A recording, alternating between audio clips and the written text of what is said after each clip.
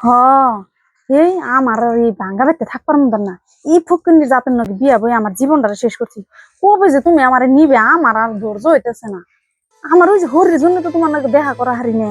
এক কাম করি সোনা দানা যে করা আছে টাকা পয়সা নিয়ে আজকে জামগা, আজকে নিয়াত নাও যাই যাই গিয়া আমার আর কুলায় না। এই বউ ডেলি ডেলি মোবাইলে কার নগে কথা কয়, এত ফোনে পেছাল পারে আর কার নগে প্লেন করতেছে যাইবো গা থুয়া হেরা দেখিছে কার লগে কথা কয়।